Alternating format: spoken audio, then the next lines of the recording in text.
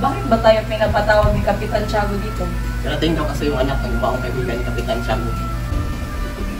Dapat hindi na lang ako nagpunta dito. Aksaya ng ang oras ko dito. Para lang sa isang Indio. Pagpawalan niyo po, pero tayo na sa bahay niyo sa inyo. Andito na po pala siya. Kailangan ko po na ipakilala niyo si Jesus Ibarra, anak ni Don Rafael na nakatira sa Europa ng 7 taon. Ikinalulugod ko po kayong makilala. Pinabati ko po kayo sa inyong pagdating. Ako nga pala si Teniente Ibarra.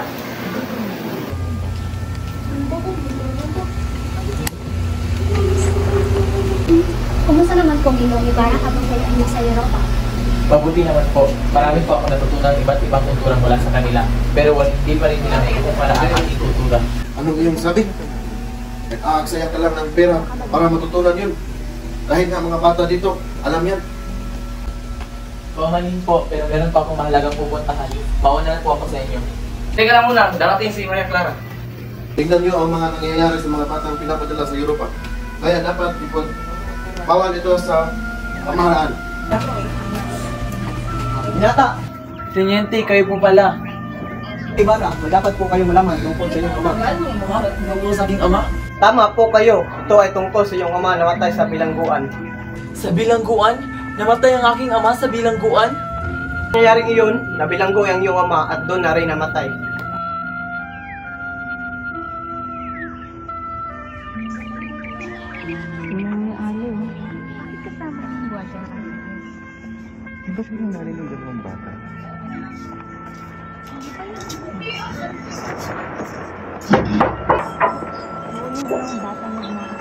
Magandang gabi po. Maria Clara! Iba! Buti naman at nakarating ka dito. Kamusta ka na? Ito, mabuti naman.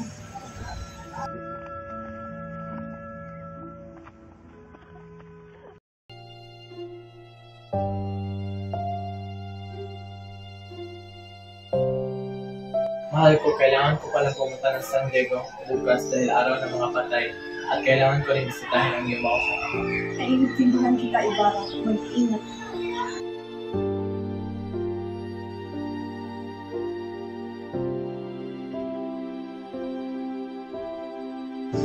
Anong sabi mo? Tinapon mo lang ang bangkay na nandito? Oo, wala kasi ang panahon ngayon. At mabigat ang bangkay, kaya sinapon ko na sa ito.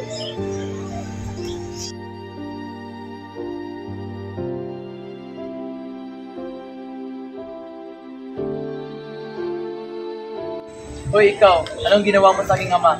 Hoy, binata, wala akong ginagawa. Aking paghihinala, gagawan ito ni Padre Damaso. Dahil sa sekreto na natuklasan ni Ibarra tungkol sa bangkay ng kanyang ama, ay hindi nito napigilang ilabas ang kanyang galit.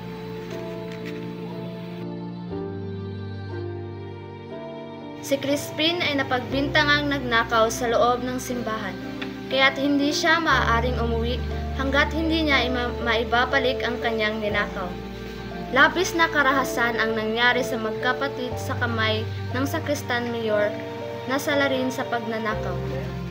Kinuha niya si Crispin at sinampal si Basilio para mawalan ng malay at upang hindi nito masundan ang dalawa. Dali-daling tumakbo si Basilio patungo sa kanyang ina, isalaysay ang mga pangyayari. Si Crispin! Ano nangyari kay Crispin?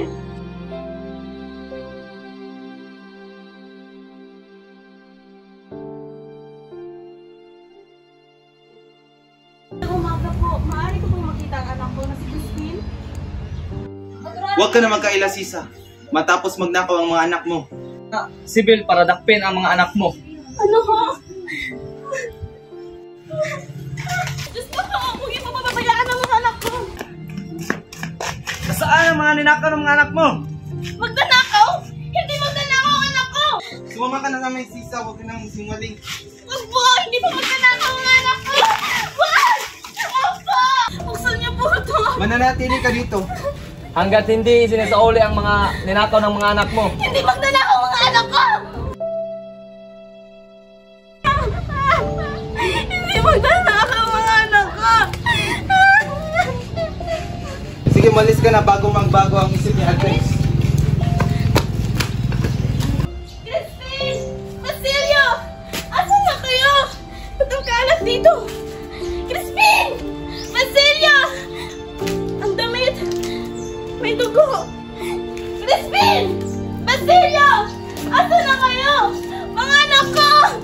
Mga anak ko! Asa na kayo?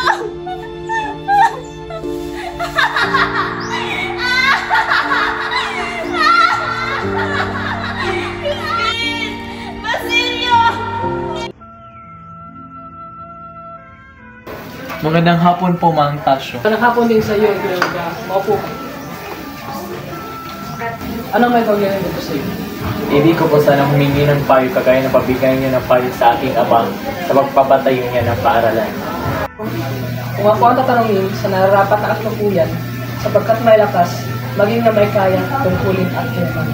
Kung anong alima ko'y nabigo. Mabigyo man kayo sa iyong panunukala, ay katatuwa niya pang maisip na nagawa niya ang lahat niyang makakaya at ang tibay ng iyong loob isang magiging panglaw sa lahat. Naniniwala po ako sa iyo. Hindi masasayang nang nagtamo ako ng mabuting payo sa iyo. Sa ngayon po ay magpapaalam na muna ako. Maraming salamat po. Mag-ingat po kayo.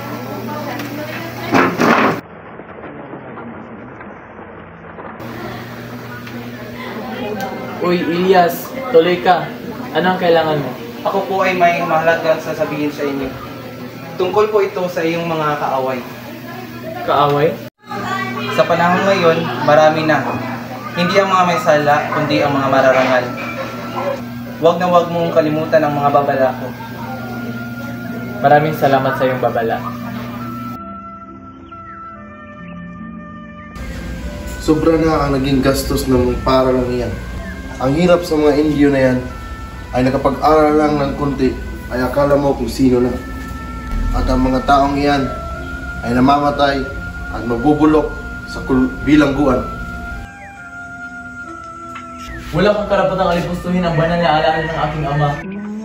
Magdasal ka na lamang ngunit hindi mo malalaman pagkat dumating na ang oras mo. Sa kangangal! Malalaman natin ngayon kung anong klaseng putik ang nananalaytay sa iyo. Ibarra! Wag! Alang-alang na lang sa akin na huwag mong gawin ang bagay na iyan. Patawarin mo sana ako, Maria Clara.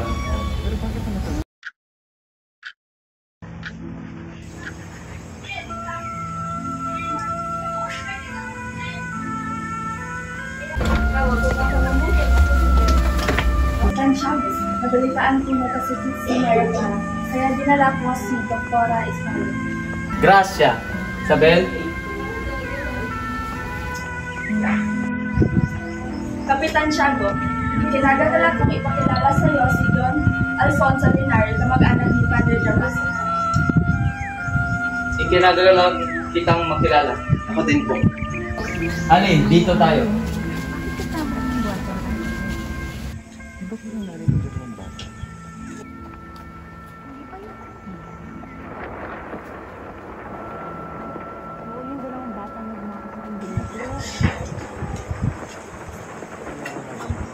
Anong tinitingin mo dyan? Kala mo kung sino ka? Sino ako? Ako si Doña Consolacion, Impacta pala.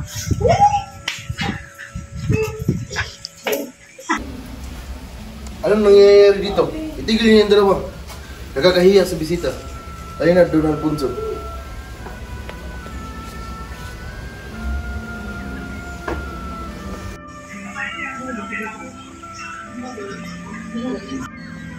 Iya, kinagagalak kong ipakilala sa inyo si Don Alfonso Linari. Di ko akalain na makakita ako ng malaanghel na kagandahan. Maraming salamat, Don Alfonso. Don Ibarra!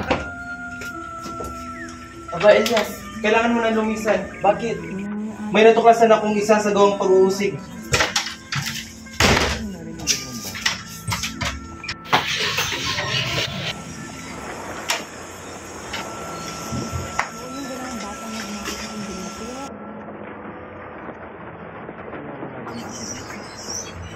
Ikaw na bahala sa kawal at ako na bahala kay Ibarra. Sige.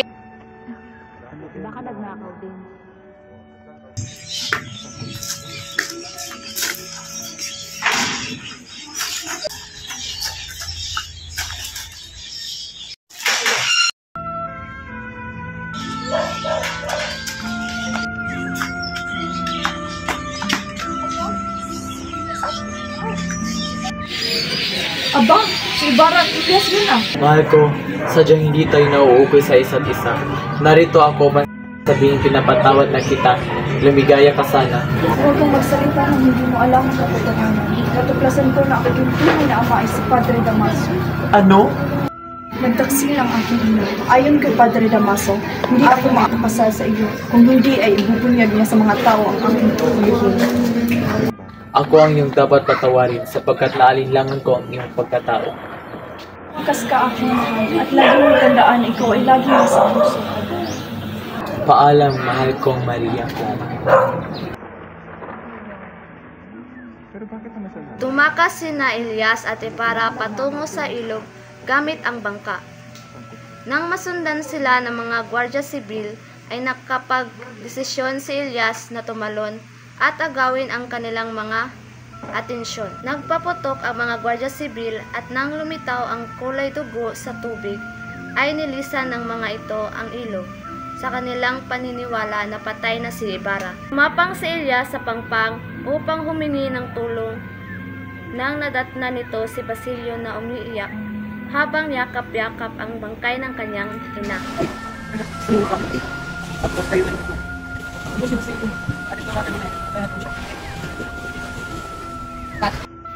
Inutusan ni Elias si Basilio na manguha ng kahoy at siliban ang kanilang mga bangkay ni Sisa, dahil alam niyang hindi na siya aabot ng bukang liwayway. Ito na may sinunod ni Basilio at nagtungo sa kakahuyan. Sa huli, si Crisostomo ay pinagkakanulo at pinaghahabol ng mga otoridad. Ang kanyang minamahal na si Maria Clara ay naging madre at si Elias naman ay nagbuwis ng buhay para tulungan si Juan Crisostomo na makatakas. Ang nobela ay nagtapos sa isang panawigan para sa pagkilos ng mga Pilipino para sa kanilang kalayaan at dangal.